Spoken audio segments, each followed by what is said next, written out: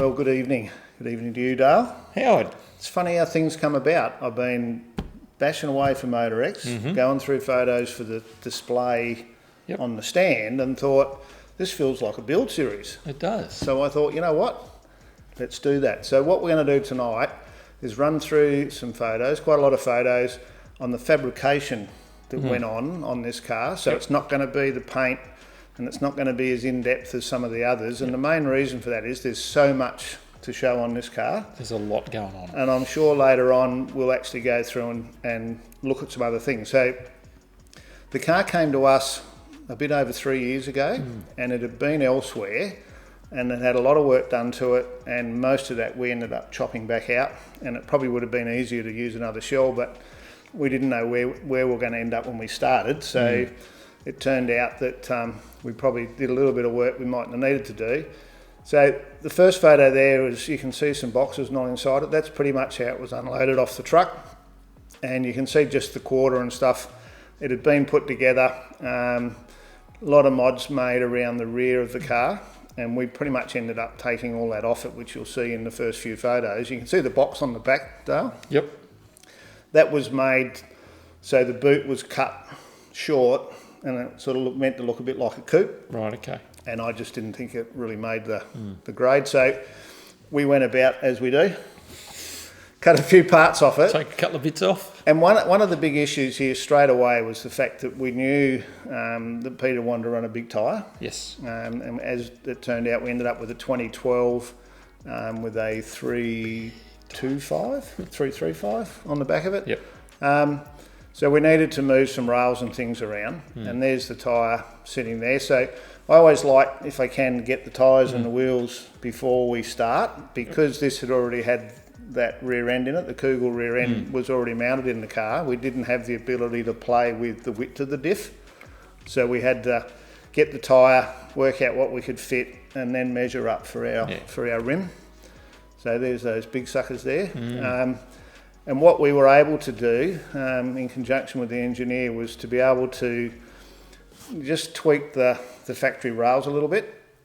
And you can see on that one there, we've actually, where the rail comes up and turns over, we've actually turned it back the opposite way. Yep. So it's still the same strength. And that's Darren on the big jigger, on the 9-inch, which I don't use anymore because I'm too old. And what he was doing there was, that was the mount that the previous people had put on the car, and I wasn't comfortable with the strength of it, so we actually cut the end off it, put a bit of 3mm plate, and plated the original rail so that it had a bit more purchase. Yep. And then what you're looking at here now is the two quarters are new old stock, some old Ford quarters, XC quarters, and then the other parts there are the ones we sell, so the lower corners, the taillight panel and the beaver panel were all new. So we pretty much were mocking it up to get an idea how we're going to do the boot and the tubs. Yes. And work out where things are going to go. So that's just all cleccoed and clamped in place. And you can see the rear end sitting back in it now. And I've got the old cardboard design going again. So we worked out what width tub we wanted to use. And then I got some tubs from Mr. Mudguard. Okay.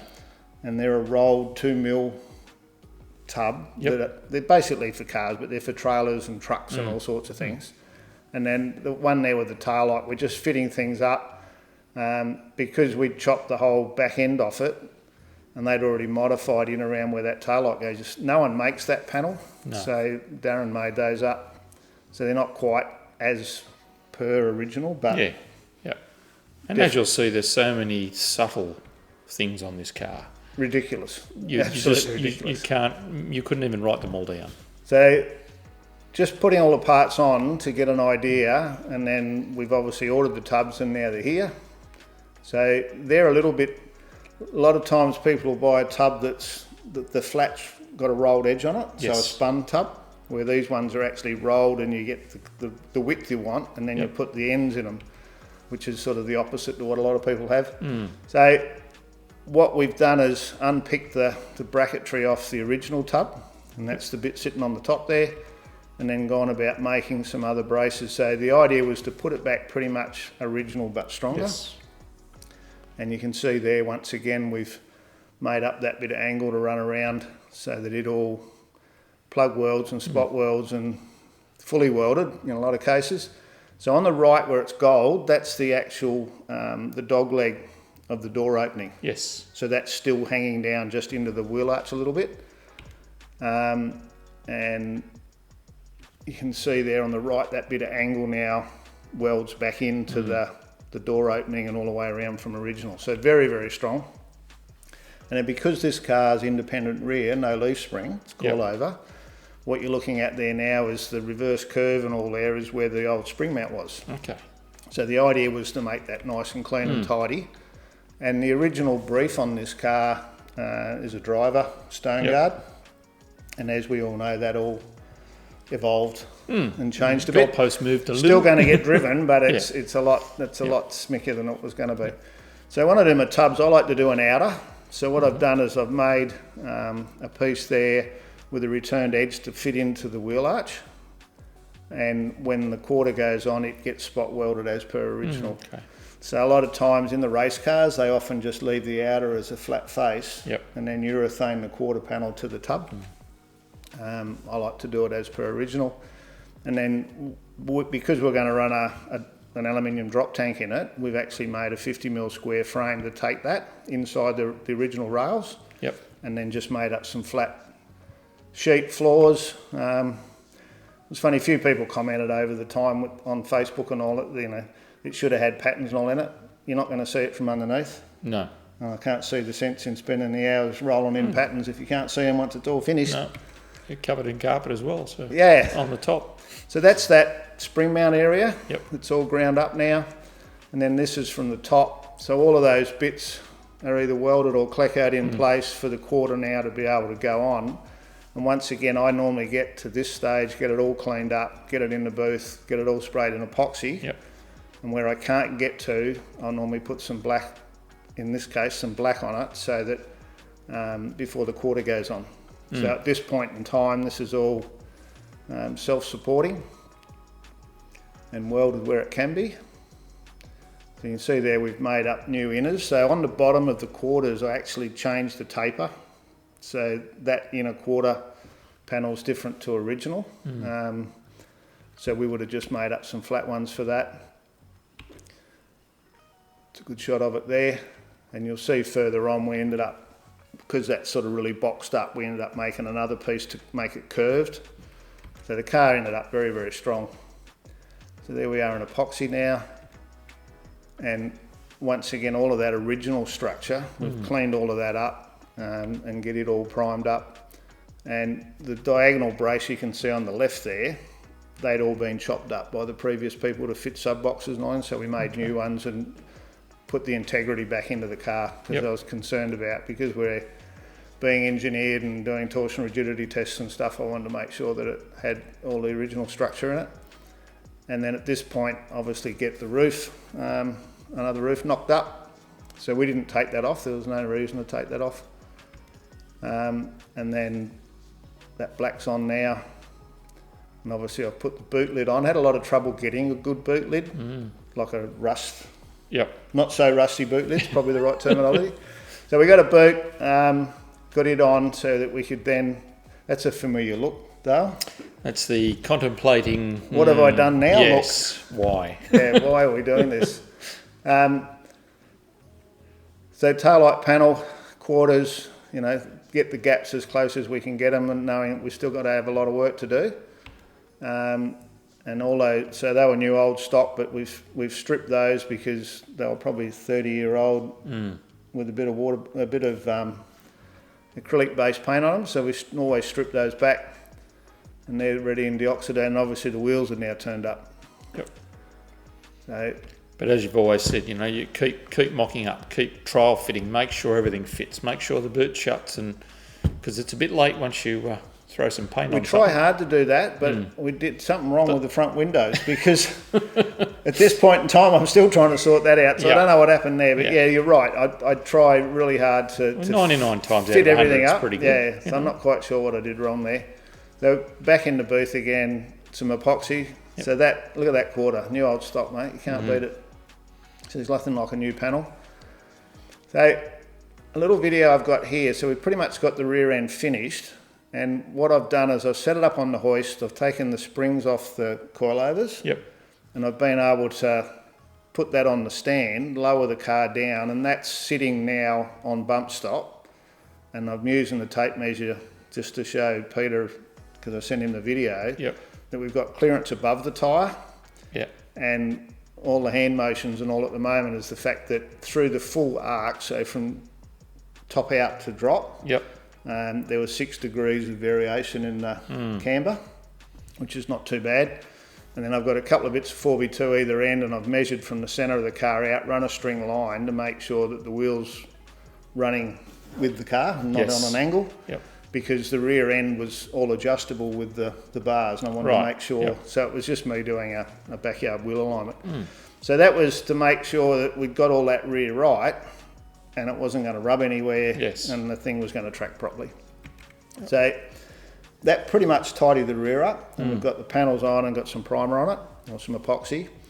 So now we've moved up the front of the car, and the photo we're looking at now, the car had an engine bay done, and it had a flat firewall with a pattern in it and some side panels, and nothing was squared, nothing sort of worked for me, and it had a massive amount of filler in it. So Peter said, if in doubt, cut it out. So I took him on his word and got into it. There was a bit of cutting out. Well, I think Darren probably did it. So you can see all the mess on the floor there.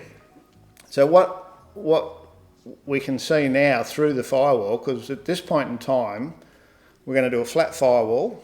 We're going to have an XC Falcon dash, and Peter already had some BF seats, and he wanted to run the ZF gearbox out of the FG. So you're suggesting FG. This is part of the moving goalpost? The moving goalpost, a little bit. So the floor you can see in there now, the silver floor, Yep. that is an FG floor that we got from Pick Apart. So they cut a floor out of a car for me. Yep. And I told them just, the first 4 inches of the upturn, because we're going to change it all and make our own. We spent best part of a week to get that in there, and then I sent all the stuff over to Peter, and he said, "Oh, that looks really cool. Would it be very difficult to put the FG dash in it?" I went, well, anything's possible. So I've got the tape out, and as you know, I own an FG, so we've started measuring everything to work out, and really amazed me, the width of the dash looked like it was sort of the perfect fit.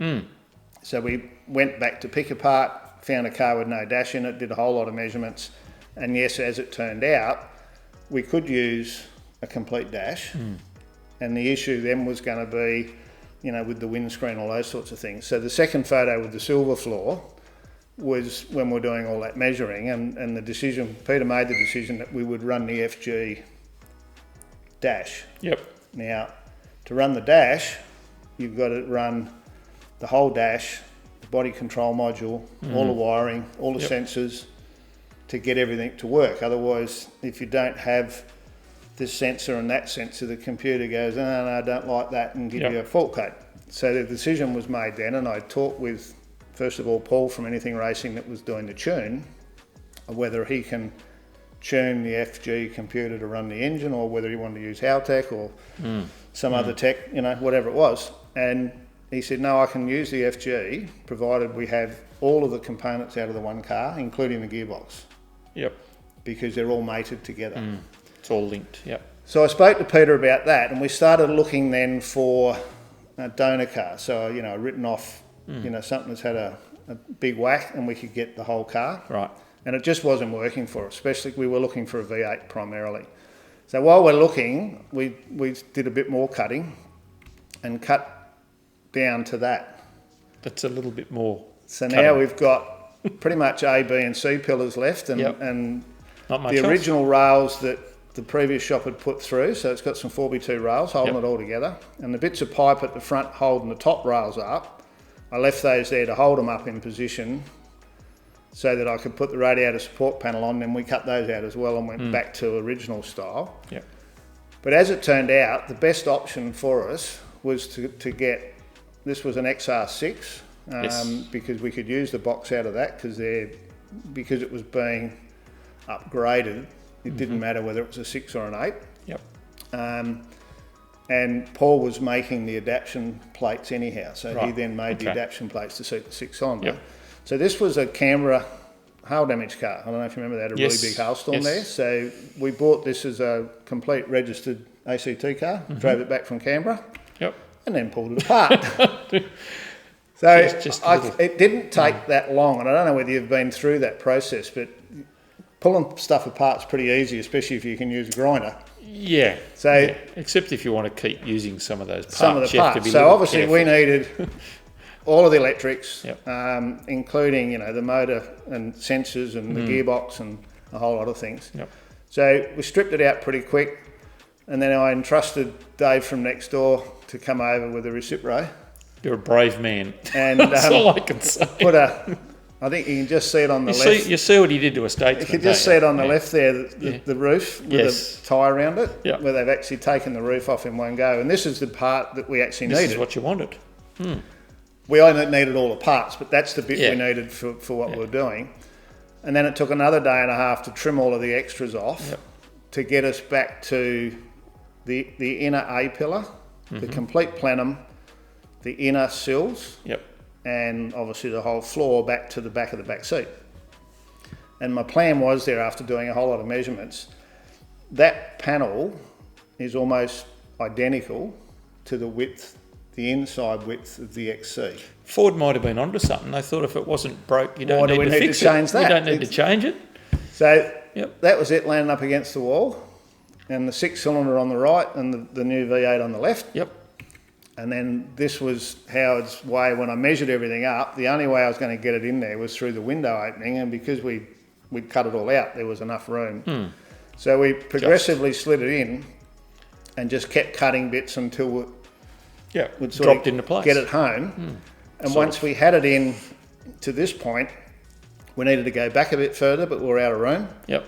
And when you can see on the sill panels, we needed to go down about 50 or 60 mil, and you can see how high the plenum is at the front.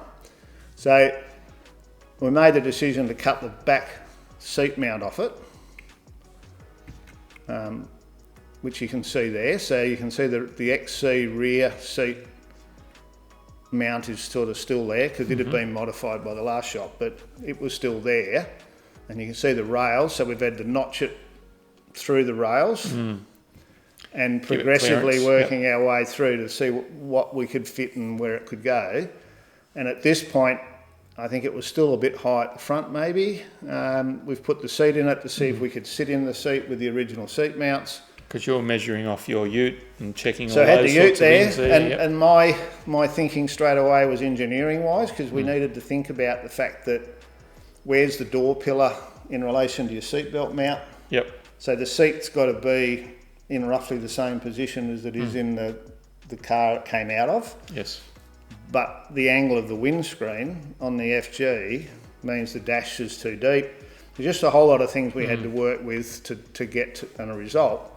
And obviously we got to a point where we made a decision to weld it in, and you can see where the chassis rail is on the left, and you can see the checker plate off the hoist straight through the floor. So that's where we decided to finish the floor, and you'll see further on where we've put that in, but the inner sill's going all the way past. So we managed to use all of the inner A pillar. So the 3 holes at the top, the end of the top door hinge, that's where the dash mounts. So it was actually, the dash needed 5 mil each side, the framework, to bolt into the XC. It's almost impressive. It's really hard to comprehend. Yeah. So then on the outside, you can see the torque box on the left, where the round bit is on the firewall where the booster goes. There's a gap of about 4 inches there. So the FG firewall ended up about 4 inches further into the car, because when you sit in an FG, there's not as much footwell No, that's as right. there is in an XC. You tend to be a little bit more cabin restricted. Yep. So that worked good for us because we got this really big engine to get in there. Actually give you some clearance for a change. Now, from experience from tailspin, my issue was always going to be about wipers. Yes. And the fact that I'm running a computer, I needed to run the FG wiper motor, so it's seeing the same sort of signals. Yep. And it was their variable speed, all the things that we like about new cars. I needed to make sure the motor could work with all of that technology. So we used the FG motor, but we had to mount it in a different location to get the XC wipers to work. So what you're looking at there now is the lower FG plenum, the top very slither of the XC dash opening left. Yep. And then you can see the big square in the middle that's sort of underneath that centre panel. That was the vent. So the actual, the windscreen on the FG was like 4 inches further forward. Yes. So you'll see as we progress forward, the big panel on the right, the new panel, that's a cover I had to make up because on the other side is this box. So we used the full FG dash and air conditioning heater box and all. That's where the air intake comes in. That's right. On the other side. Draws the fresh air from the car. Yeah, so I needed to cover that so the rain didn't go straight in the car. And then the other little bits of panels, we're now joining up the FG to the XC, and all the little notches and things are for the wiper arms. And in the middle, there's a bit of a plate in the middle. That's where the dash. In the standard FG, there's a bolt inside the car that mounts the dash. Yes. Well, on this thing, that bolt's on the outside the car, underneath the plenum, underneath the plenum cover, the cowl. Yep. You take the cowl off, and then there's a bolt there with a seal on it. Okay. That actually is like this far further forward because of the dash, the windscreen change. The rake and all the rest of it. There was no manual with this, Howard, was there? There was a lot of messing around, and to be honest, Darren and I tore our hair out a lot of times. Yeah. So you can see there, it's all sort of tacked in place now, and obviously Howard started to have a bit of a play with the core flute on the left-hand side there for the engine bay. So I'm trying to think the next stage ahead. So, while Darren's fabbing that, what have we got to do to do the next bit? So all of that gets cleaned up and then sealed, and then the top portion, the previous plenum top had been chopped up. So that's an aftermarket one that we sell. So I got one of those in, and then we chopped all the front off that to get that flat panel that looks like a Longhorn. Yep. Almost. Where the yellow tape is, to get a bit of a feeling where we're going to go. So we've come straight down from the front of where the plenum cover goes, the cowl panel. So that's normally another 4 inches forward to line up with the torque boxes. Yes. So we've picked up all that room for that big engine, which is obviously a bonus. So now I've just got to try and make it... Now you've got to blend it though. Looks like it belongs. So at this point in time, I'd pretty much made up my mind after discussion with Peter that we would keep the FG firewall. Right. Take a few little dents and things out of it, and if there was a hole there we didn't need, we'd get rid of it. But primarily, let's just keep it a Falcon. Let's not try and reinvent the wheel. So there's that engine going into place to get a bit of a feel for clearances and heights and where everything was going to be. And at that point in time, it was going to run those big air cleaners, and they were going to come through the bonnet. And that's another story that you would see. There's a whole lot of videos in the Road to Top 60 series. There's about 50 videos. Yep. And all of the things that we're discussing tonight are in there in depth on video. Yeah. When it was actually happening. So this is more of a fabrication. Yeah, fabrication, story. And a revision of what was done. Yeah. So now we're getting ready to weld up that plenum. And I've started doing a bit more cardboard creation. So you can see on the left-hand side there, I thought that'd look nice with the square bottom and all, and wasn't sort of thinking. I can't remember, someone come and said, is the wheel going to turn? I went, oh, yeah, better check. So I had to change some angles because there wasn't enough room. So then we've moved that angle up. And then this car doesn't need shock towers because there ain't no shocks up there. The shocks are outside. But I just felt I didn't want a bathtub. No. And I spoke to Peter about it and said, look, my gut feeling is it needs to look like a Ford. He agreed. So we made some cardboard ones, and then you'll see in a minute where we started fabricating. So I've just got a couple of photos now of different bits and pieces. So this is the ZF gearbox out of the 6. And the piece of plate you can see on both those photos is the adapter that Paul's made up. So he's, one side is big block Ford, the other side's ZF, and then he had to make all of the spacers and bits and pieces to be able to put a converter in it. Yep. And it runs off the 429 flex plate with a converter from this with adaptation. So, and that all went in and works fine. And the starter motor is a big block Ford starter. Because we adapted the floor to FG, we hummed and hawed about 1-piece or 2-piece tail shaft, ended up going with a 2-piece. Paul arranged to have that made up as a high horsepower, high torque. So it's basically the factory FG, but with a big upgrade. Yeah, yep. So they have a bigger bearing housing, which I think comes out of a BMW or something, or what might have been a Volvo. And then all of the unis and all of the bits and pieces are all the high grade stuff. And then I've just thrown a few mechanical things in now. So we needed coolers for power steer, transmission, and the condenser for the aircon. Yep. And pretty much worked that out, what we're going to do with Phil from Fuelworks with the coolers. And then Darren and I worked out how we do it. And that's similar to what I did on the Mustang, that Darren made all that up. That's just all made out of 1mm. And that all got painted up, which you'll see in the Road to Top 60. So now we're at a point where we can start welding that face of that plenum in. So there's a bit of 1mm across there, usual scenario, weld through primer, and then we can still access from the other side to be able to seal it up and paint it properly. And all those floors now we're working towards putting it in. There's some more photos in a minute here somewhere. So there's the flat floor in the back. So it's now sitting on top of that rail. So we lifted the rear floor up about probably 70mm. Yep. So in the rear seating position, we then moved the seat up a little bit, and there's still enough headroom so that your knees aren't too high. Yep. So it's all those things working with Simon and myself from experience in having modified a few things. Yep. And then the rear seat mounts, we then had to cut those down and rebend them so they basically the same construction as original. So the seats, the actual seat runners are unmodified. Which is really important from engineering and all that. So when the engineer says, what seat runners? FG. Yep. And then all he's signing off on is the fab work on the floor. Yep. It's just a good one to show. I'd welded a bit of pipe through to make sure that those mounts for the bonnet hinges were important, that nothing moved around. Yep. And it just shows the difference now between the torque box and the different A-pillars. And then we made up some, the inner skirt for the A-pillar just out of some sheet. We actually rolled some ribs in that, make it look like a Ford. Yep. And then once again, that's the standard chassis rail at the front. And then it's got the 4x2 extension, which we've then added a bit more to.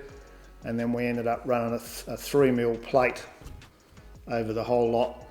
And it tidied the appearance up, but it also gave it a huge amount of strength. Then that's the underside of that back floor. So you can see it sitting on top of the rail. And the wheel you can see is the back wheel. And it's got the diagonal picking up. Yep. So everywhere you look on this car, it doesn't look like any other car. It's pretty much one off. Yep. So we got a bit of 4x2 and trimmed it down to sit it on top of the other 4x2. So we need to get it up to the height of that FG floor so we could tie it all in together.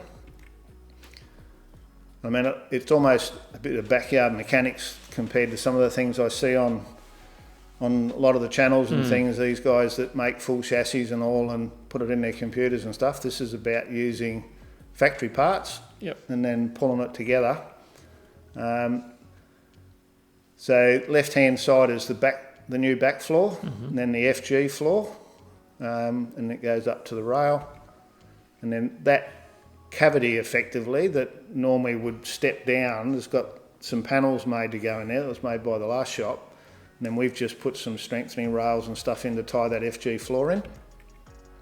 And about the only thing that runs through there is the 2 fuel lines. Yes. Yep. Because that's all still open to outside air. It's not part of the cabin. That one there, Dale, it looks like all the top's all welded up. We'll just move on. Now, bare metal. So I've got to that point now where the firewall plenum's finished and we've tied all of the rails in. You can see the 3mm going back down underneath. Yep. And now we're starting to fab up the inner guards. And the issue there is we need clearance for the wishbones to come through. And we need to think about exhaust, steering, all the bits and pieces. The fact that the original radiator support panel had been chopped up pretty bad, I scored this one through Facebook with someone, and then where you can see the shiny metal there, we've cut that out where all the factory holes are and just welded some sheet in there so we can get a nice clean start like that. Yep. So that's clickoed in position. That makes sure that the rails are the right height because our bottom rail is standard, the top rail is standard, and we've put it into a standard radiator support. So I'm just trying to get everything squared up. Yep. This little photo now of the triangles, that is the front of the torque box on the left-hand side of the car and the front of the sill panel. When you go to a big tyre on a Ford, they normally touch there. So we decided we'd cut the corner off. Create some clearance. And make a bit of clearance. And that's what it looks like there. And that's a good shot there now where you can see the extension of the A-pillar. So it looks a bit like where the original one goes, but it comes a lot higher. Yep. And the little hole in the side with a bit of pipe hanging out of it, that's the standard FG water drain from the plenum. Right. So it runs out in a very similar position to the factory one and runs down and out behind the garden, out on the ground. And then we've extended the torque box up. And you'll see in the next couple of photos where we need to start making some room for things, and you'll see what we've done there. So that one's just a good shot of the whole front.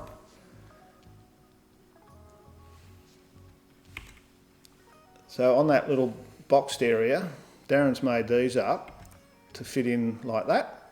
Yep. And that gives us access into that cavity because we're going to run fuel lines in there, and we're also running a lot of wires in there, which you'll see very shortly. So one of those each side. And then on the passenger side, we ended up with the ABS module in there as well. Right. Yep.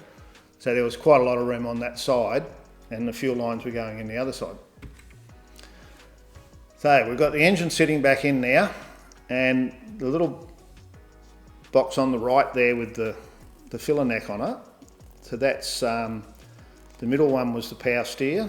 The front one is the overflow for the radiator, and the third one is the washer bottle. Yep. And they don't look very big, but they hold nearly a litre each. So there was plenty enough. In fact, the centre one is like a standard replacement for an FG. So and it's an FG configuration sort of setup. Well, it's not really because it's an aftermarket pump. It's a Commodore rack. Yeah. But it's in the orientation of an FG. Yeah. And then the main reason the photo's in there is we've got our little cardboard shocky tower that I call a mask in most of the time when we're doing the work. The welding mask. So we made the steel bit up to run up the side and I've deliberately tied that into the top of the suspension mount. And I don't know how much strength that would add, but it's got to help. And now cardboard to metal. And then that one there, you can see the face, the main face, and then the top. So I've actually, and there's a good video on Road to Top 60 where I actually hammered that up and put it in the wheel and stuff to get that nice curve all the way around. And then we TIG that together. You can see there's a flat one on the left and a round one on the right. So here we TIG that together, TIG the other face onto it from the rear, I think, by memory, and then linish it up and hammer it up and mock it up before it's final welding.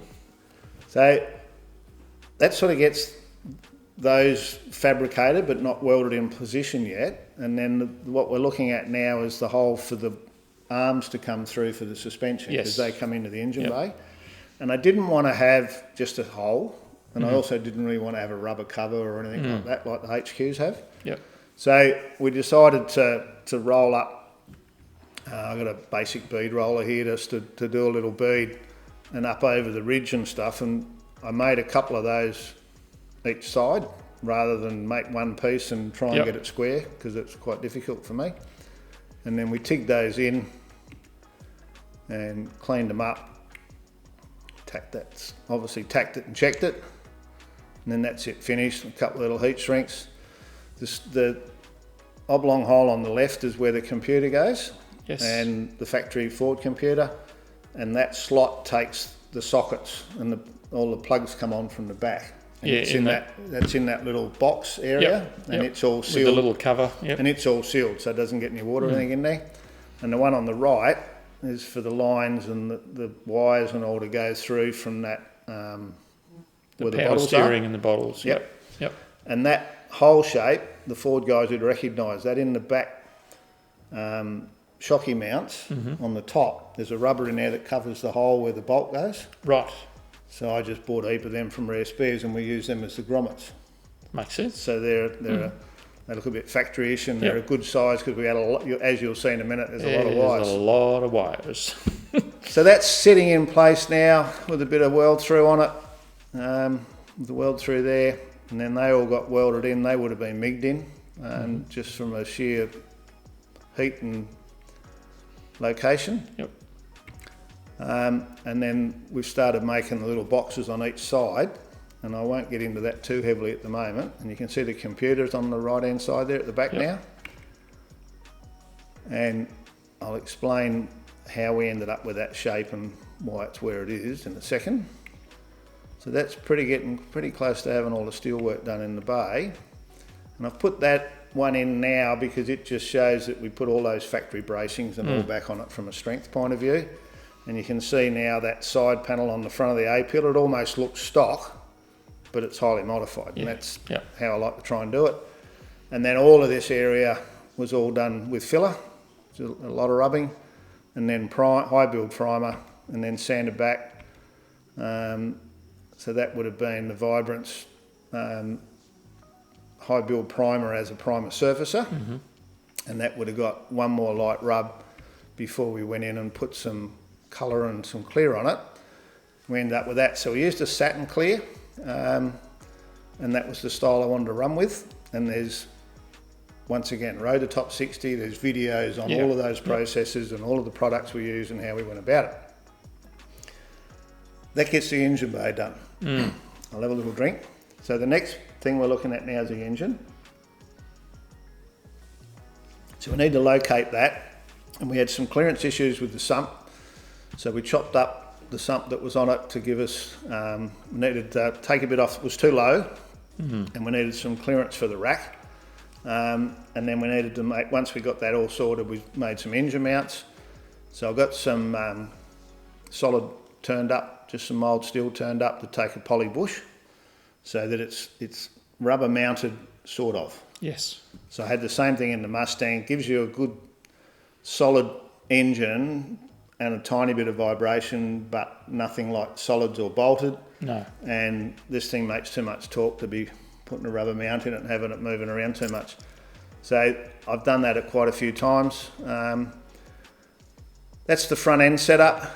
So you can see that hole hasn't been cut, hasn't been finished yet, and there's some wiring going on. So I've tried to do this in segments of what, as each thing progressed, but there was always a lot going on. So while you're making that inner guard, you've got to make sure you know where the wires are going, where the shockey's going, what's going to clear, where am I going to run my brake lines, grommet holes and all of those things. all those things. And then obviously tyre clearance, and that was set up, that bit of blue bar in there for the shockey was at ride height. Yep. And then it was always, need clearance up and down. With a coilover, you haven't got a lot of movement compared to a factory car, but you've still got to allow for everything to work. In front of the radiator support panel, we were running the grill in the standard position, but we didn't like the bracket, so we made our own. And then that lock plate, it's all in the original position, but Darren made up that, I think out of some 2mm or 1.6, turned the edges down, and then put all of the mechanism on the underside, where normally it's all So visible. you wouldn't see it. Yep. So it's sort of factory, but it's not. Yeah, just a bit cleaner look. And then the steering, so I'm at a point now where the front end was already in the car. I know where the rack is. I know where my firewall is. That's an F. The two bits on the right are an FG steering arm. So from the firewall to the rack, it's collapsible. Yep. So that's perfect for us from an engineering point of view. Yep. So we're able to take that, and the lower section, we're able to remove that and put the one on the left is out of the kit from the Rodtech front end. Right. Because Okay. it's a Commodore with a Borkson socket. Yep. And that fits the Borkson socket, and then was able to cut that down to the same triangle as the factory and slide it up into the factory collapsible column. Like it was meant to be. No welding, and everything working a treat, and we end up with that. So that then gets stripped and cleaned and painted, but the mounting, the rubber mounting all on the firewall standard, Yes. and then it runs down through that one stainless steel universal to the Commodore rack. So it should drive nice like the FG because it's not going through anything sort of aftermarket. Yep. That was the plan. So I needed to put that in now because we had to do that because I need to make the exhaust before I weld in the inner guards because it's a whole lot easier without the inner guards. So I did my research and I found a kit you can buy, that the yellow plastic there, they all clip together. It's like Lego on steroids, really. Exactly. Yep. And there's a couple of really good videos on Rotor Top 60 on the building of the exhaust, which I did here. So I did all the front end, the extractors and the transition, and then Darren did all the rear end on the car. So we're doing that at the same time. Yep. Biggest issue was right hand side was starter and steering arm. So I made the right hand side first, and then once I was happy with the style and the shape of it, I then made the other side as similar as possible. So aesthetically it looked the same. Yep. So this is the passenger side. The reason it's got the big loop and all on it's to match the other side where the steering arm goes in rather than anything else. Yep. So you then end up with two pipes, or two sets of pipes, that look quite similar. So that was a big job in itself. Sure was. Yep. And then, so they were mild steel, and then we took them up to Compcoat in Sydney and put a copper bronze ceramic coating on them. Coating, yep. And that was on the whole exhaust. And then the rear, so the whole exhaust from the extractors back then goes into an oval pipe. So you end up 2 inches deep, but it flows the equivalent of 3.5. So clearance wise, it helps.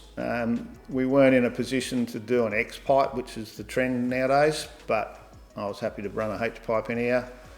And then all of the tailpipes to get in and around all that suspension, independent rear and all, was very, very tight. And Darren and I sort of nutted that out, and then I left him to his demise to There was a lot of cutting and make welding. a lot of pie cuts and do a lot of welding. Yeah, you can't just mandrel bend a bit of oval. So there was a couple, we got some bends, Yep.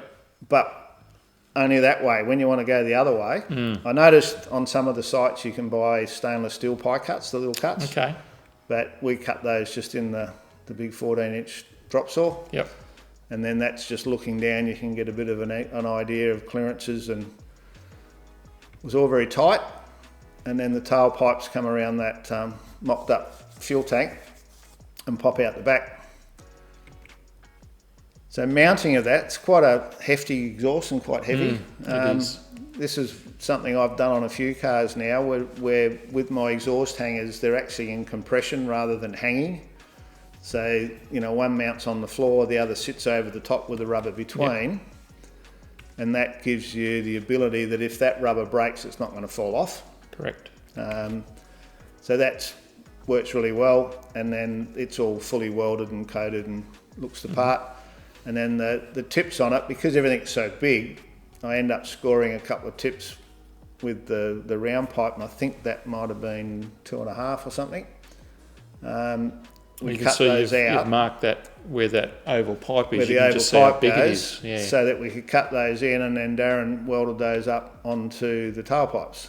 So the pipes are all coated up to there, and then it's got the stainless steel tips. So this is the whole thing on the floor. You can see the mounts right on the back tailpipes, and then just in front of the mufflers there's a couple more broken down. So that sort of covers us the exhaust. Yes. And that was a couple of weeks' work. It was a lot of work. Minimum. And what we're looking at now is we've got to get the wiring. So we've got all this wiring out of the FG. We've pulled all of that apart.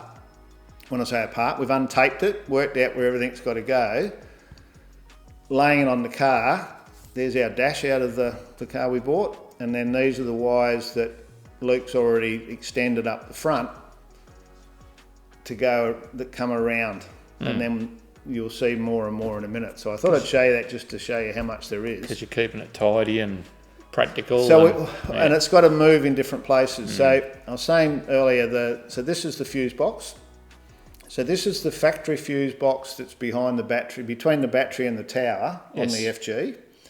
And I wanted to keep that in one piece up the front, so that if you've got an issue with a relay or a fuse or whatever, and you open the workshop manual up or you look in your book in the glove box, it's all original. Yep. So it's not like, oh, I wonder where they put that. It's not one of those sort of cars. You haven't reinvented the wheel. It's got the factory fuse box in the dash and this factory fuse box here, and the only other thing that's separate to that is there's a relay in the boot for the electric fuel pump, because it's way bigger than factory. Yes. Everything else is run through the factory electrics. So we needed to be able to mount that. So the bit of 2mm there strap is the size of the plastic box that was in the FG, and then the other bit slides inside it. Okay.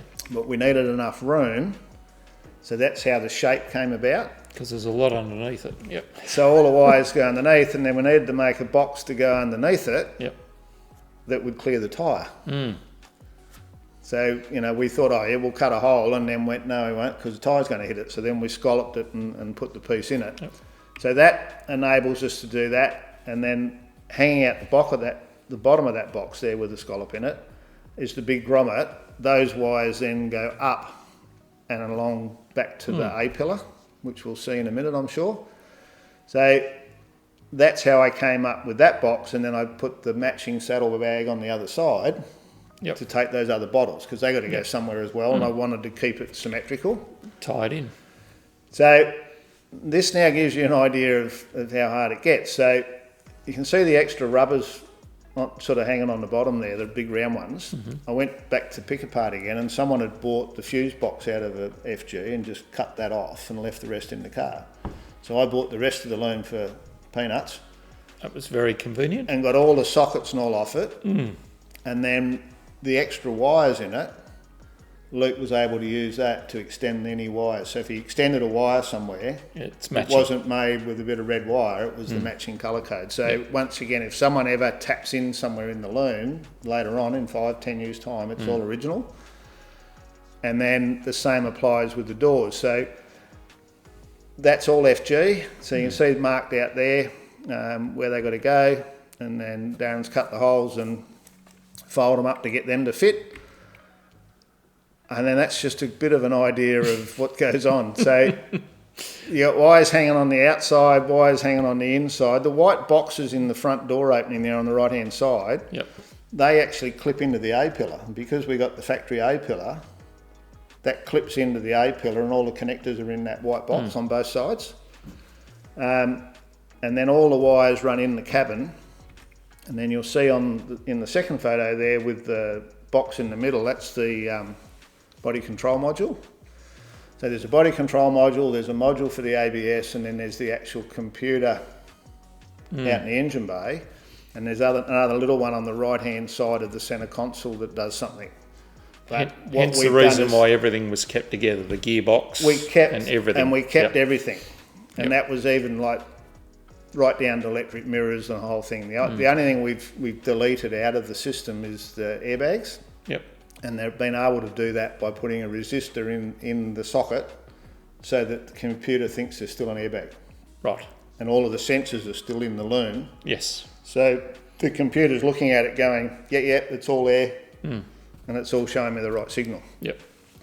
So there's still a few little gremlins there that Paul's going to work on when he gets the car back. But primarily it's all doing what it's meant to do. The one there, that's just showing where the Century battery's mounted in the boot, and that's all mounted solid. And the car came with all the boxes of car audio. So there's a sub box, a couple of amps, crossovers. You can see the speakers, splits in the back. Yep. FG seatbelts on the back parcel shelf. It's a better one of it straight on. And then you can see the bits of timber work going on there where Simon's now got to make a panel to fit over and cover everything that had to go in there from a functionality point of view. And the reason that rubber is in there with the tape on it is we would have been trial fitting that while this is going on. So some days there's 4 or 5 people trying to get at the car. It's like ants at a picnic. That's it.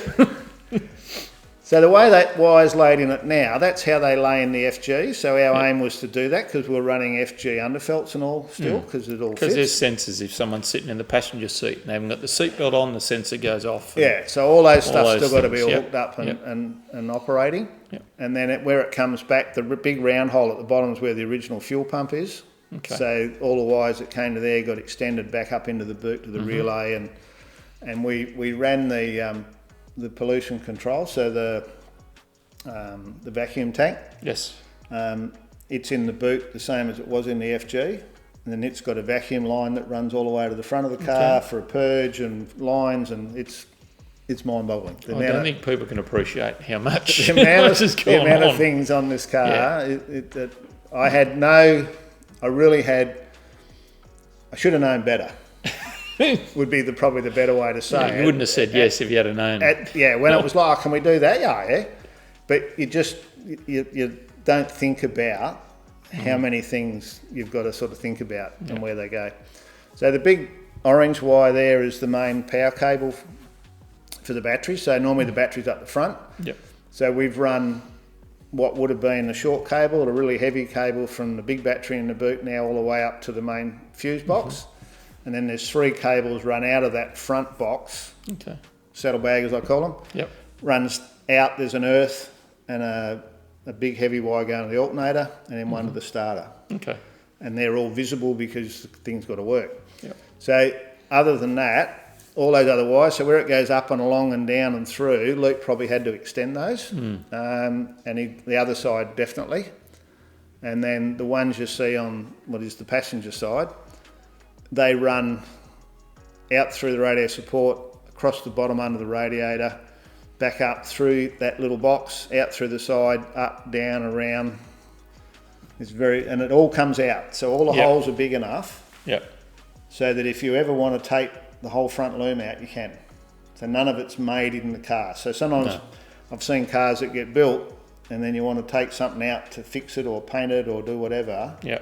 But it's been soldered together in the car. This one's all made so it'll all come out. And that's what it looks like when it comes out, though. Now, Good job, Luke. I'm looking at that, whether that's all of it. There's probably more. It can't be all of it, surely. It just looks like the front half. It looks like the front.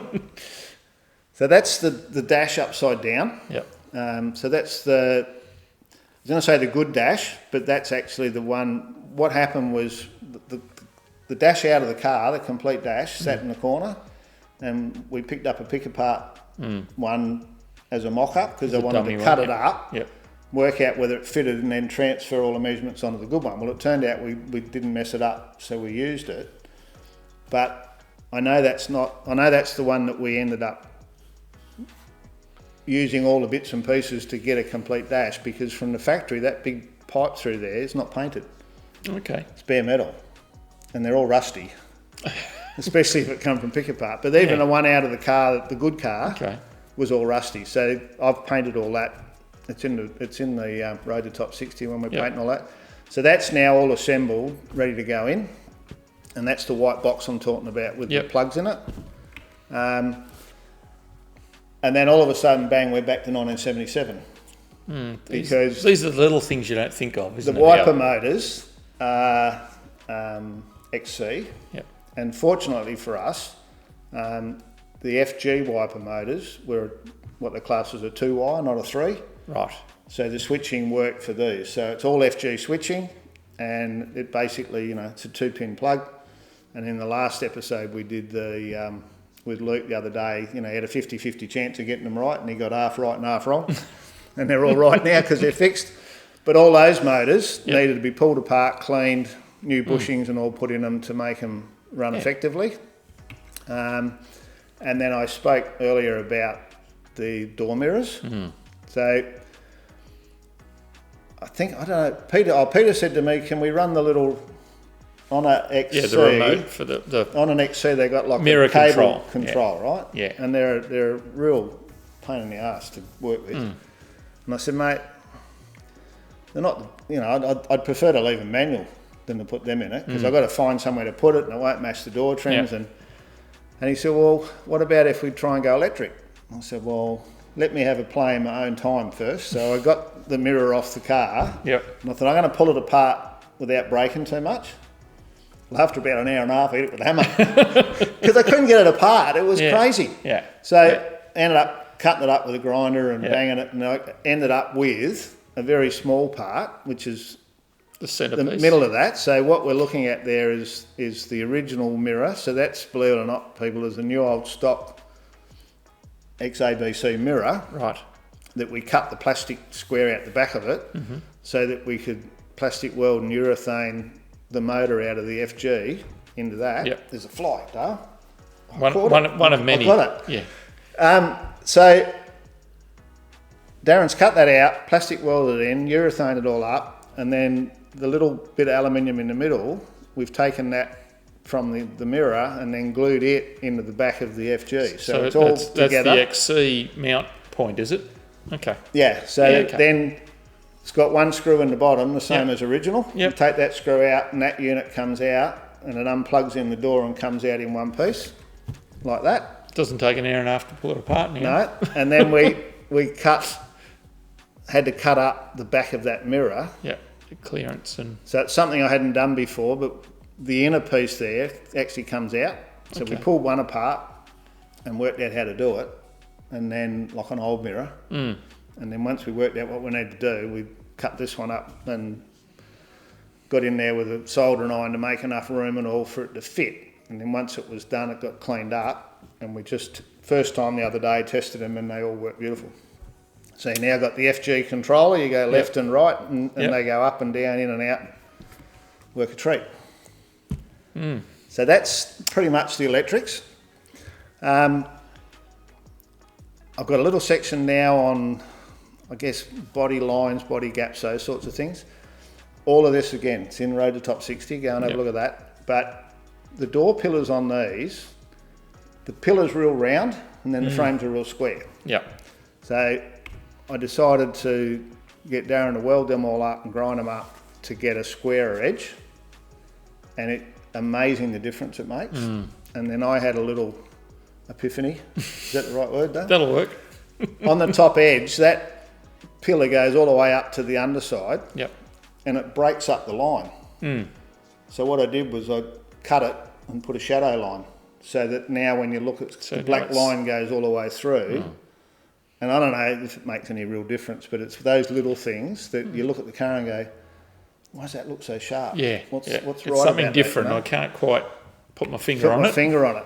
So that's it there now with the door pillars and all, and there's probably, you can see a few heat marks and stuff. We bend and push those top rails around or fit. Yep. And then weld everything back before the skin goes back on. And then the fun job is you then got to die grind all that up. And then if I had a half a brain, I wouldn't have done it, because then I had to bog it all and make it all shape and look nice. Yeah. So that was the top frames. Yeah. And then the actual door openings on the bottom, I would normally weld up the A, B and C pillars like that, so that nothing moves when we fill it. Yep. And then where the kick plates normally are, because we're doing FG plastics now on the inside, I wanted to have that look on the outside as well. So Darren made up some plates there, and they all got fully welded in and ground up, sanded, primed or epoxy, bogged, and there's a lot of hours in them door jambs. But that's why they look so good now. The cleanliness of it, when you open the door up, it's stunning in that blue, and then it's just got pinch weld with the FG, which you'll see shortly. So that was just a few bits and pieces around the doors and the openings. And I'm pretty sure this is going to lead us into the trim, if I remember correctly, Dale. So you can see here the checker plate on the left-hand side through the floor. And as we've seen earlier, the floor ends up flat running through there, like that. And then the seat mounts were made so that we could mount the seats in the factory position with all of those runners all intact. Just a little shorter. Yeah, the bracket on the floor is shorter. Yeah, the bracket. Not the seats. The seats. Yeah, the seats are all factory. Yep. And then once all that's tidied up in the booth, get some primer on it. So all of that through the middle, the rails was all visible. So it had to be sort of clean, but we'd made a clear decision it was going to get urethane and stone guarded. And what you see on the left was from the previous shop, so we had to bang some of that around as well afterwards to get it a bit tidier. And then there's cover plates that go on the outside. And then, I don't know where this come from, Dale. I could have used it. I said about 3mm plate earlier. There it is. So that was a piece of 3mm that covered up all of the ugliness of the factory one where it had been welded and ground and played with. And then it extended it over to tie in with the floor. And that all was fully welded. As you can see there now. So obviously upside down, but where the firewall meets the rails now, that's all one piece. That's all welded. And then those cover plates are on there now. So you see how the centre looks a little bit rougher. So Peter came down one trip and was here a couple of days, and he said, "What are you going to do with that?" I said, "Well, I'm not going to do much at all with it because it's going to be stone guard." And he goes, "Oh, well, I'm here, I'll have a go at it." So once again, a little bit better than we were going to do. And, you know, fortunately now you look at it and you go, that's really cool. And then this is the bit I was talking about earlier where it had the flat plate with a corner. So now I've just put an extra bit of 1mm curved up, made some nice radiuses. Just to blend it in and welded it all up. The next one over was urethaned because it's sort of on the inside of the rail. That would become the theory. If it's outside the rail, it's nice. If it's inside the rail, not so much. So then all of that tub, all that inner was all sealed up and made nice. And then all of that stuff gets filled and you end up looking like that. It's pretty sharp. Looks good. And then of course we needed inner splash shields, which are now slightly different. So Darren made those up, and where it's now out very close to the fender, we ended up putting a 10mm gap all the way around, and it's got a piece of pinch weld with a rubber seal like you'd use on a boot lid. On the end of that, so the rubber seal sits against the paintwork. And seals this area up from that area there. If the water goes in there, it goes basically through and onto your hinges, your door hinges. And there are some wiring in there, but it's all protected, but there is some wiring. So that's under there. Obviously the inside looks like it's getting ready for some primer. Now we must be going to trim or something, Dale. I'm not sure where we're going now because we're back to the dash in the wrong position. So this is... The dash looks a little high, Howard. So I reckon this is when the dash first went in, so I reckon we're going into trim. So that's it, not quite fitting. And this was our first trial to see whether we're going to make this work. And you look at that and you see that rusty bit in the middle, that's what I was talking about. So that's the pick apart dash. And then this is me just trying to get as much as I can in there to see whether we can make it work. So we've trimmed it down, got it sitting down lower, we've got seats in, carpets in, the whole lot, because I need to give this to Peter and go, is this what you want? Yes. Because at this point in time, it's probably too late to turn back, but at the end of the day, you've got to keep... The reason I have all these photos is I send these to the owner. So we've obviously made that decision because I know that we've moved on now because this is... The crash pad has been stripped, so it hasn't got the grey on it anymore, so it's been back to the trimmer. He's already done some repairs and stuff around the top edge because we've got to start getting to a point where we can trim things. And while this is going on, I've got him starting on seats and things. So these are the FG seats. And what he's done is the bottom there, which is the top of the seat, the headrest on a FG comes out, you know, with the prongs. The XC is solid, so we wanted a solid appearance. So he's had some, I think it was 1.6 or 2mm plate cut up, and then the strengthening brackets, and then he brought it back here and we welded it up for him to be able to give him something to work his foam and shape to, and be strong enough. It's got to be legal. Yep. So the bases are the standard base, all the side mounts are all standard, but we've got to make that. But now it looks like an XC. An XCC, that's the plan.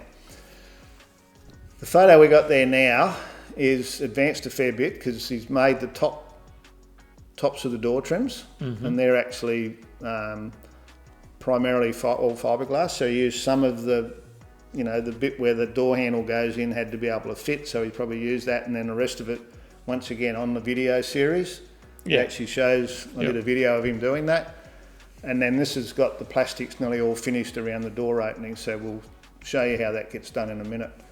So this was all about lining up the spears at the front and whether things are going to clear door pillars.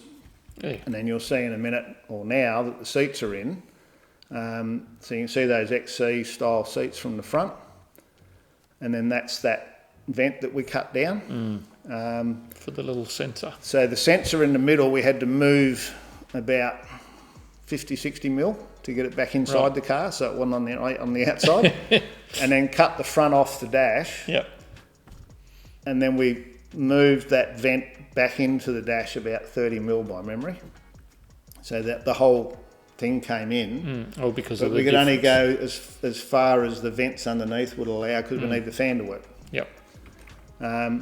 Steering wheel, I didn't really want to run the big FG because we weren't running airbag. So that's the original FG steering wheel. I've chopped down the FG faceplate and made it look like more of a BF, like my ute. Right. And then when you see the car, the finished version, Simon got that all recovered, and I actually stuck foam on it and ground it up to make it bigger, like a GT, like an FG GT wheel, if you like. So this is the top of the dash where the instrument cluster is. To me, it looked too round to suit the XC. Yeah, it didn't blend with the centrepiece as well. So what I did was, because I had two dashes, I cut the top off the other dash and stuck it onto this one, and then used that extra foam to sand it all down and make it square, and then got some filler and shaped it and did all my designs to get everything square. And my plan was to make it match the centre cover, because it was very square. And then as things turn out, we end up changing it anyhow. It wasn't on there, but that's what happens. So this is the centre grille, and Darren spent a fair few hours chopping that down because he had to move that centre sensor, because we needed that for the computer, back in, so it had to be cut and sharp and plastic welded, and then I painted it all in the matte black to get it to look like no one's been there. And then here you can see the steel in the top corner of the dash had to be extended, so we made plates up there. Yeah, again, it was the same width, but it didn't. Not FG right and XC don't exactly match. Between Simon, Darren, myself, Simon's brother, we were all here cutting and shutting and making things, and then the plastic with the sticker on it, on the side cover, it wasn't quite the right shape, but we'd learnt with this plastic, with the heat gun, you can get it almost to the point where it's molten and you can move it. And we'll use on a little timber roller, and you can change the shape. So we're able to use the original part and the original clips, but we had to reshape it. And then this is the A-pillar. So we've got the XC A-pillar cover that now doesn't fit the dash. So now we've got to make the fiberglass bits to get it to mould into the dash. And then we sort of roughed it out and then give it to the trimmers for them to put the shape on it. Now this one, the top of that door trim is in the foam, so he's stuck foam on it and sanded it and made it the shape he wants before it gets leathered. And then the next part down is all made out of custom wood and fillers, and then the original FG components to fit into that. And this is just one of the lower sections of that door trim, which goes down the bottom almost like a pocket, for your mat pocket. And then that's the tops of, that's the four door trims laying on top of each other, where they're done with the Alcantara. and then he's patterning up that second section that's now covered, and then you can see the plastic bit on the bottom. That's off the original FG, but he couldn't get that to work, so he ended up making his own, like that. Yep. And all of those little panels are all made out of custom wood. They'll be all shaped, all bolt, sanded, primed before you can glue the leather onto it. Yep. So I said earlier about the parcel shelf, that's what we ended up with. So we needed the mounds. So on an FG shelf, it's got the mounds for the cover the belts. Yes. But in the middle, we didn't want an offset box. So I suggested to him that we make the big wide one, and we actually vented the sub box up into the shelf. And, it's got a grill in the front of that, that the sub vents into the cabin through that.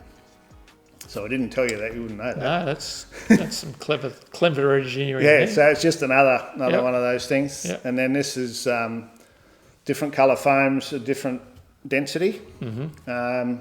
So trial fit, sit in the car. We were fortunate enough that Peter was back in Australia at one stage to sit in the front of the car, so he could actually sit in it. Adjust the steering wheel. Driver position. And I think at that point we ground a bit out of the bottom of the foams to give him a bit more room. So a lot of those things go on, and then at this point you're trying to make sure the door trim doesn't hit the bolster for the seat. There's a lot goes into a fully modified situation. And then this is like the original base frame off the XC, because I wanted it to clip in like a standard seat. I didn't want it all glued in there and you can't take it out. So it's got 2 bolts in the bottom, it pulls out and goes up, but of course it had to be all made to fit around the tubs. So that was made, and then I'm pretty sure he put like a 3mm board on that then. And then all the foams get built up, and then once again, rode the top 60, shows him on the bandsaw making all those strips that they all then glue together to go on. And you can see at the top between the seat headrest, so that ended up with an aluminium plate with one slot for the seat belt, and on the other side is the speaker vent. So that's it in the leather, and once again it's from his place back to mine, fit it in, put the bottom swab on, make sure that, see the little black marks on there to make sure his lines all line up when he sews it, and it's pretty full on. There's lots going on. So this is just showing as part of this trim. So they're the seat mounts on the original seats, and you can see the wires and all running around. And then right in the middle on the console there, where the console goes, there's a cable. So that's the factory handbrake. So we're able to use that and connect that up to the rear end as well. And once again, it's got sensors in it, you know, that the handbrake light comes on and all that. So all of that's got to be incorporated. And then what I wanted to do was to maintain all of the factory covers over those seat mounts in the plastics and not in leather, because functionality. And what we ended up with is where we'd fabricated the plastics, which you'll see how we did that in a minute, they're all covered in black leather with the same grain as the factory plastic. So half's plastic, half's leather, and if you don't know, it's hard to pick the difference. The difference. So looking side on now, the green bit on the pillar is XC. And then all the other bottom bits are FG, but we've had to cut them up to get them to fit. So where it's come down the front kick panel, the centre section's a full piece, and then where it starts to turn up, you can see it's a bit off colour. That would have been where he's been heating it up and moving it around. And then I bought one of those, the yellow box there is one of those staple guns for plastic. So we're able to then stitch it all together. And you can see the pin sticking out on the left-hand side. And then the slot that's open, that's the factory slot with 2 screws in it. And it's got a little plastic cover that clips in it.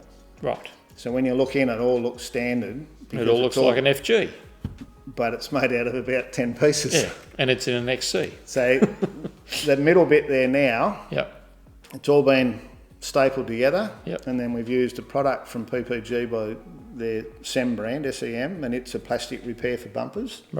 And there's about 3 versions depending on the type of plastic. So we've used that to actually repair and to fill, so we could then grind it all up so that he could trim it, because to be able to trim it, it's got to be dead flat. So you can see now the front kick. So because the A pillar's FG, they clip into the original clips. Then it comes down to the next piece, which is the full piece out the FG. Then the modified piece. Oh, and then we got a whole trim. So all of that took a lot of hours. Yes. And we ended up in the end with a really good result from it. And I've put that in, I'm sure, just because it's looking, you wouldn't know that's in an XC. No. You know, just looking at that, you go, oh yeah, why is that in here? So that's the FG steering wheel. That might have been why I put it in. It's got that big ugly cover on it. And then that was what I sent to Peter to say, this is what I'm looking to do. That was me having a little play on the computer. We ended up with the full Astle Design logo in the end, and they laser etched the black leather, and it goes to like a tanny colour. Okay. Looks pretty cool. That's all I've got on the trim, because that to me is the fabrication of the trim. And not all of it. I mean, it's a fair lump of it, but it's not all of it. We haven't got a week. There's another trim, there's a whole lot of other trim stuff, but that is most of what we did with Simon to make things, to get it to work. So then I've got a run of photos, which is the norm now. So we're going to pull bonnets apart, we're going to clean things up, we're going to pull doors apart, we're going to clean them all up again. And we've done this on all these other build series, so I'm not going to get bogged down on it until we get something like this, where the car's running a 20B12 and an 18B8, and Fords are renowned to have some clearance problems and stuff. So you can see the guard has got a gap to the door. I've actually moved the guard to where I think it needed to sit to work out whether I was going to stretch the wheel arch or make some room so it wasn't a problem. And I was doing it, and I said to Peter, I think the go would be is to cut the wheel arch out and move it forward 30mm, and then the wheel will be in the centre of the guard. That sounds logical, doesn't it? Sounds quite simple. So if you have a look at the front there, see how big the spoiler is? Yes. Right? Well, you'll see down further, it ends up about this wide. So these were the guards that come with the car, and this is pretty much what we faced on everything we did with this car. So that's what was under the filler. So we then went about tearing all that off, and then that's me doing a bit of heat shrinking on the roof to get that up. Sent all of the panels out to get blasted. We actually didn't use a couple of the doors. We got some others, and I got some new old stock door trims, door skins. Stripped all those back, pulled the inner guards out. And that's a good classic, new old stock, but it's 30-year-old and been in a barn with no roof. But what I look at with that is I can remove that surface rust, and I've got a good solid panel rather than trying to weld corners in and then fighting. And then this was the good boot lid. So this came out of Queensland, and I reckon it was one of those cars that was sitting out the back of Queensland somewhere that the moss was growing on it, but it had no rust. And I can't remember what I paid for it, but it cost more for the shipping, I think, than it did for the... But look at that. So all that rubbish come off it, and it was as clean as a whistle. Well done. The computer's obviously given me a straight photo. Yeah. Maybe not. So I've obviously got the black on there, and then Howard's going, what have I done? That pose happens a lot here. Yeah. I've seen a lot of them with tailspin. So this is getting ready for those nice quarters to go on. So they've all been deoxidine and cleaned up, and you can see there on the left-hand side painted on the inside. And Clecco, the boot lid's on, so I'll be doing the old trial fit again, getting everything to fit up the best I can make it fit. Pull that boot lid apart, and the decision was made to fill all of the openings like that. So they were just 1mm, fully welded with TIG, and then hammered up to go back on. All the doors painted inside. More boot lid, and then Peter wanted to have the aluminium nose cones replaced in steel, and I said, yeah, all right, we can do that. Haven't done one before. So Darren made them again. Poor old Darren. Won't do it again either, I'm sure. I said to him, it'll never happen again. And I don't know what it cost him, but I think it looks good. Yeah. But I won't even be doing my own. No. Yeah, no, it was aluminium looks pretty good now, hasn't it? That's a good example. So the bottom one's the aluminium one, and the shiny one in the middle's that's Darren's bit of cleverness there. And then paint all the insides. Another one of Howard's crazy moments. So I've cut that out, moved it forward, and Reinsert. that's how much we put a strip in Prep there, forward. welded up. Same time Darren's doing the bonnet now. So spoke to Peter and we decided we've filled the boot up, we better fill the bonnet. And that turned into a monster as well. So all those little holes have to be filled because the late model late XB and XC have got multiple holes in the Right. And then we've made all these little panels up to fill. So he's doing that and I'm doing the guard. So then making all of these bits to go around the flutes. The vents, flutes, yep. And then a big piece. So because of the injection, we needed room, so we had to cut the back bit out. Okay. And then he's pinched a bit of metal out of something else to make them up. Put a sheet in there. I've moved on the door gaps. The guards went work on that for a bit, go and do something else, come back to them. So fully tigged, hammered up, all the door hinges ground. And then obviously starting to move into finishing stuff up. Now that's a good example of a factory opening. Factory fit? That's factory fit. Obviously the boot lid's sitting up a little bit, but you can tell the shape of the gap. Yeah, but where it's the line's not right. Yeah. So we go a bit of Photoshop and now it fits, but this is how we did it. And then you end up with everything looking square and nice. So see there on the rear window now where the moulding disappears below the body line. Yep. And almost like the boot, nothing lines up. So I looked at it and I thought, I'm not happy with that. So I knew old stock guard. Got in there with the grinder and refitted, so window out, back in, and then just knocked that quarter down and reshaped that corner so that.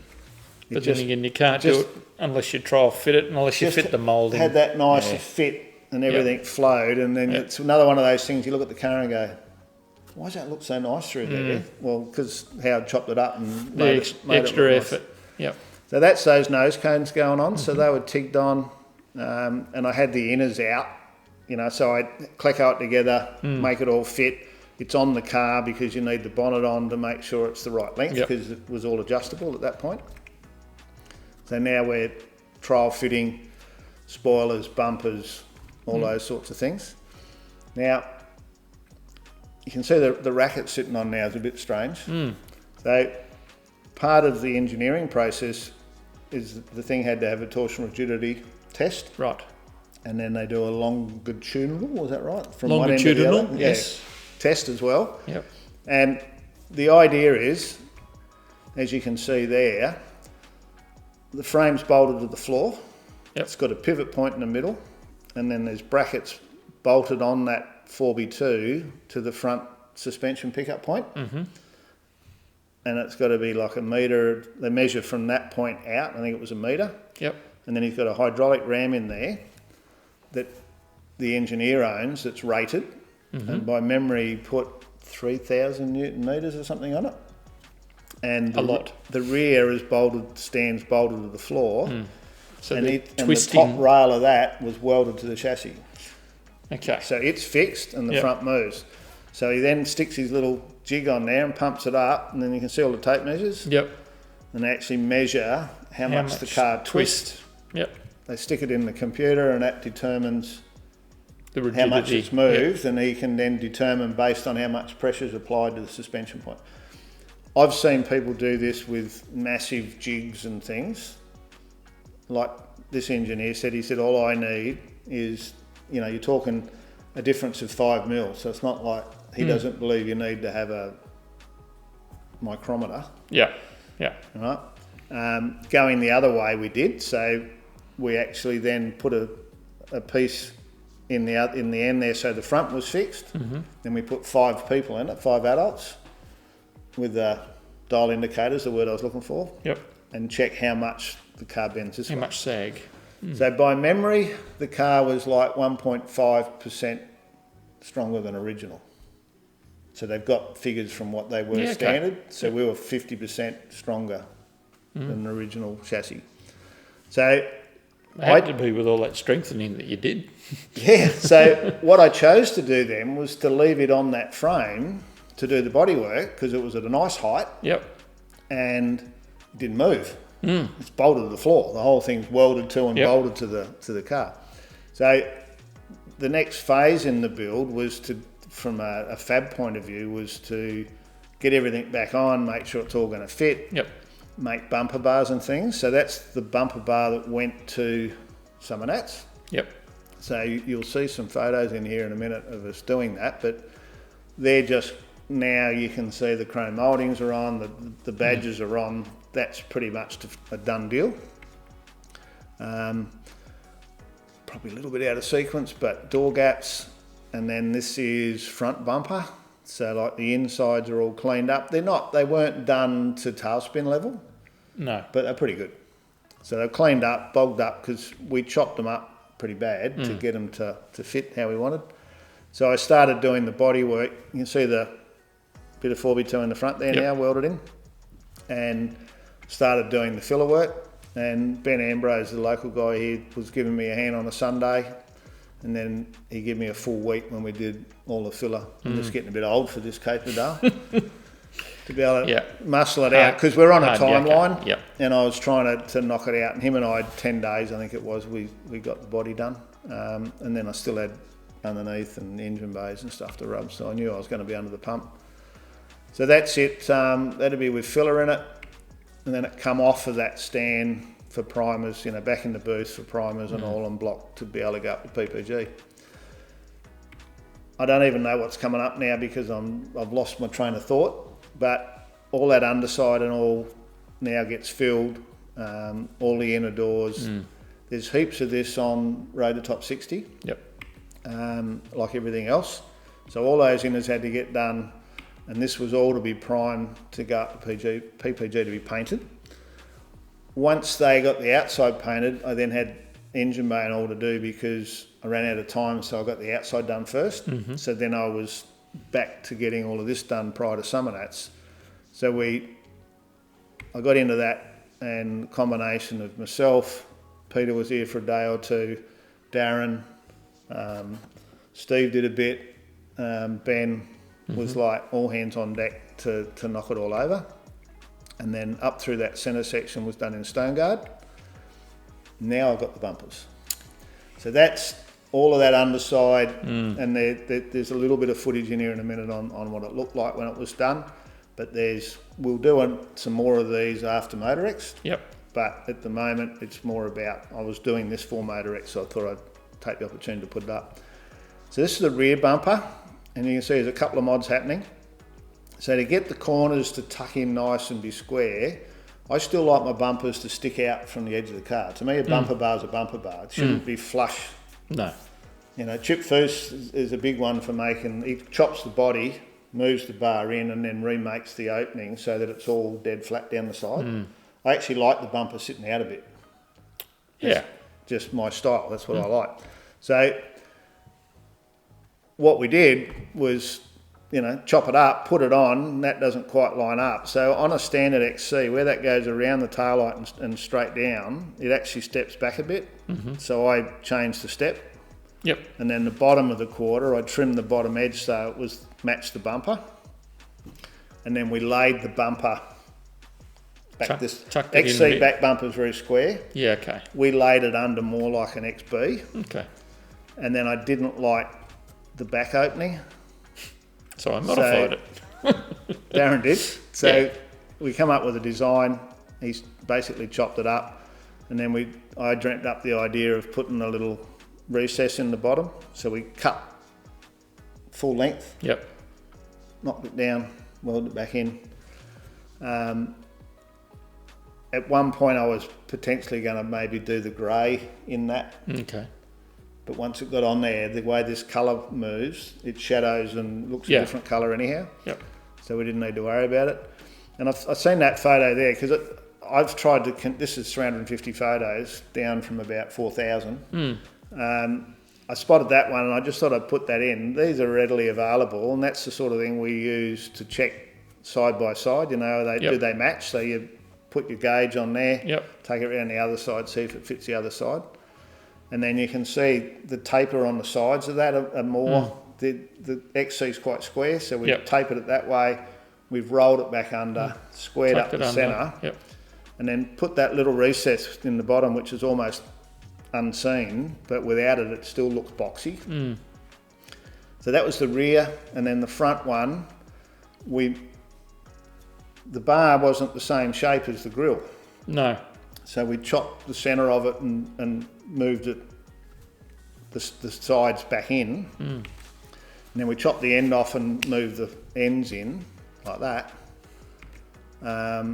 And once you do that, then those brackets don't fit.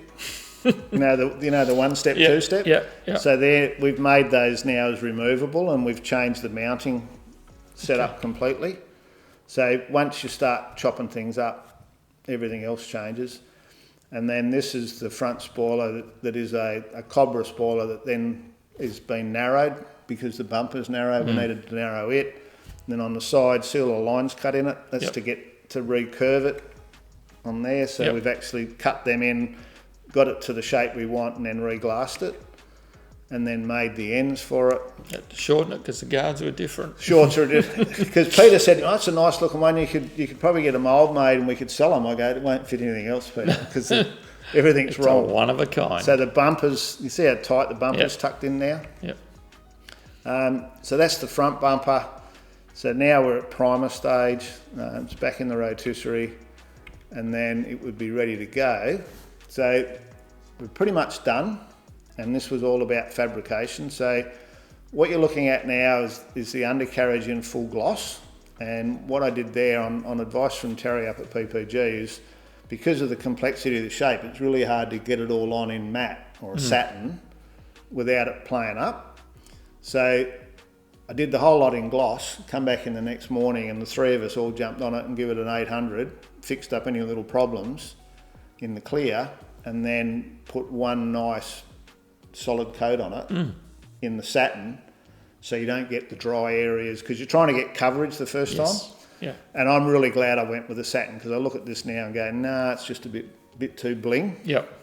So this was at home, this was under the pump, not many weeks to the summer nats, and we ended up with a really good result. So what you're looking at there now, I think I wanted to put that in just to show, where we come from. So we chopped it all out, we've fabricated it all, we've made it all, and we've got to that point. And then the last one now is summer nats. Yes. And the car now has come back, and after a couple of months rest, we've back onto it for MotorX to tidy up all the loose ends. Like I said, I'll do some more of this after MotorX. This was more about, hey, here's an opportunity, let's throw this up. And for people to see the fabrication side of it when they get to see it at MotorX, they can get an understanding of what's been done. So many people involved in this car, Simon with the trim, Phil with all the lines, Luke, obviously my right-hand man, that's been there through all of these cars. So I think Mr. Blackman been here about 10, 11 years now. And it's a part-time gig for him because he does other stuff, but nowadays with my age, a major part of the heavy grunt work. And then all of the ancillary people to actually get a car like this together and to have an owner like Peter that has been able to hang in there for 3 years to get to the result we have. So that's what I see as the fab. And thanks again for your time, Dale. No, keeps me honest, keeps me awake. No, and I hope everyone's enjoyed that. If you have, share it about, like it, all those things. Subscribe to the channel. I keep waffling on about it, but I have to because that's the only way we can grow. But if you like what you're seeing, share it with your mates. And check it out at MotorX. We'll be down there. we'll be down there. Dale's coming down as well, so it's Yep. only a couple of weeks away. Yep. And we look forward to doing that. So thanks for your time if you've managed to hang through. Yep. And we'll see you on the next one. We will. Thanks, Dale. Thanks, Howard. Bye. Bye for now.